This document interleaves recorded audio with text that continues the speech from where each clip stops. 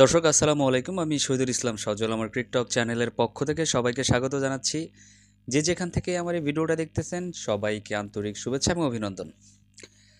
অস্ট্রেলিয়ার মাটিতে 5 ম্যাচের যে বর্ডার গাভাস্কার ট্রফি আছে সেইখানটাতে না ইন্ডিয়া অস্ট্রেলিয়াকে সাফ একদম উড়ায় দিছে ভাই।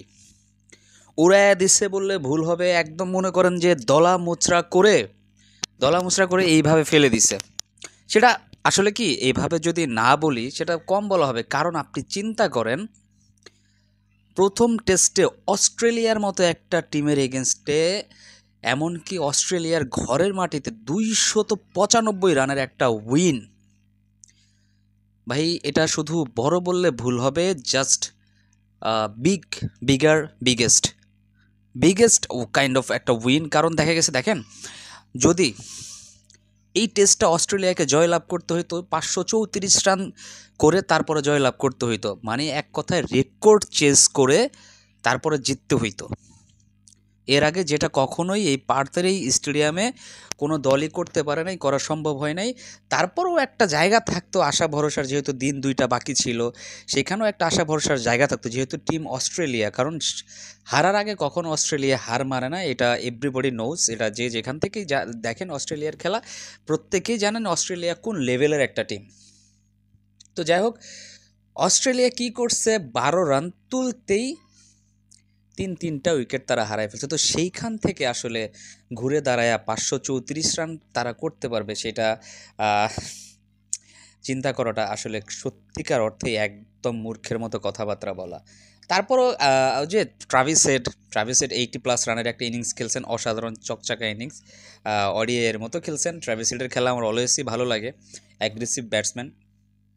সেই ইনিংসটা হয়তো বা প্রথম ইনিংসে খেলতে পারলেও অনেকটা কাজে দিত টিম অস্ট্রেলিয়ার জন্য, বাট দুর্ভাগ্য থাকার কারণে তিনি সেটা করতে পারেন নাই।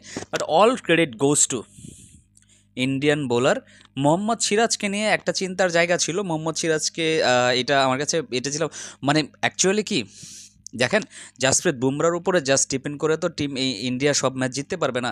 বাট জাসপ্রীত বুমরাকে একটা সাপোর্ট দিতে হবে, প্রথম ইনিংসে অস্ট্রেলিয়ার এগেনস্টে জাসপ্রীত বুমরা একাই 5টা উইকেট নিয়ে নিয়েছিলেন। অসাধারণ বোলিং, অসাধারণ স্কিল দেখাইছেন জাসপ্রীত বুমরা। বাট সেকেন্ড ইনিংসে তিনি মোহাম্মদ সিরাজের কাছ থেকে, হার্ষিত রানার কাছ থেকে বেশ ভালো সুপারব একটা সাপোর্ট পেয়েছেন। কারণ দ্বিতীয় ইনিংসটাতে হার্ষিত রানা উইকেট পেয়েছেন, মোহাম্মদ সিরাজও 3টা উইকেট নিয়েছেন, এমনকি ওয়াশিংটন সুন্দর এই পেসি উইকেটে এসেও 2টা উইকেট নিয়ে নিছেন। তো এই হচ্ছে গিয়ে অবস্থা। তো এরকম একটা জয় যখন ভারত আপনার এই অস্ট্রেলিয়ার মাটিতে হয়, তখন তারা কিন্তু আসলে অনেক বেশি পরিমাণ বুস্ট আপ হয়ে যাবে। তো পুরো সিরিজটাই জিতে যায় কিনা ভারত, সেটা হচ্ছে একটা বিষয়। তো এটা আসলে ভারতের জন্য নতুন কিছু না। লাস্ট যেই বর্ডার গাভাস্কার ট্রফিগুলো হয়েছে সেইখানটাতেও ভারত আসলে সিরিজ জয়লাভ করেই আসছে, সেটা অস্ট্রেলিয়াতে হোক কিংবা ইন্ডিয়ার মাটিতে হোক, সেম রেজাল্টটাই কিন্তু হয়েছে।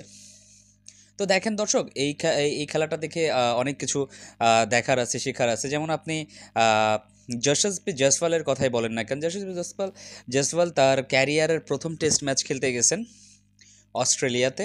সেইখানটাতে তিনি কিন্তু প্রথম টেস্টে একটা সেঞ্চুরি, ঝকঝকে চকচকে একটা সেঞ্চুরি, 161 করছেন। তারপরে ইন্ডিয়ান টিমের যখন একটা ভালো সংগ্রহের দরকার ছিল, ইন্ডিয়ান টিম যখন প্রেশার ইউটিলাইজ করবে অস্ট্রেলিয়ার উপরে, সেই সময়টাতে যদি বিরাট কোহলি, খুবই মারাত্মক একটা ইনিংস ছিল, খুবই দায়িত্বপূর্ণ একটা ইনিংস ছিল, সেটা যদি না খেলতেন তাইলে ভারতের এত রান টার্গেট দেওয়া পসিবল হয় না। তার 100 পরের কথা, বাট তিনি শেষের দিকে সে যে 2টা জুটি করেছিলেন, একটা হচ্ছে নীতিশ কুমার রেড্ডির সাথে, আরেকটা হচ্ছে ওয়াশিংটন সুন্দরের সাথে, দুজনের সাথে 70+ যে 2টা জুটি করেছেন, ম্যাচের মোড় কিন্তু একদম পুরাই ঘুরাই দিছে।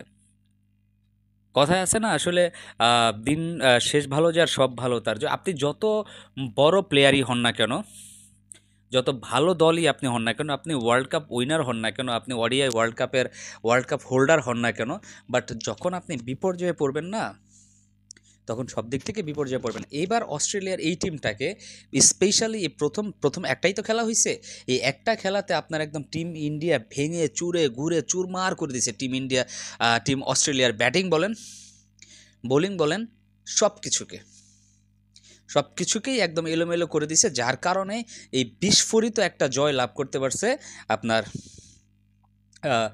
Team India. তো যাই হোক দর্শক, ইন্ডিয়াকে নিয়ে প্রশংসার কোনো ভাষা নাই। একটা দল প্রথম ইনিংসে 150 রানে অল আউট হওয়ার পরে তারা যে একটা এত সুন্দর কামব্যাক করে 295 রান, অলমোস্ট 300 রানের একটা জয় পাইতে পারে, এটা অবিশ্বাস্য, অকল্পনীয়। খেলা না দেখলে, যারা আপনারা খেলা না দেখছেন তারা অনেক বড় কিছু মিস করে ফেলছেন আমি বলবো।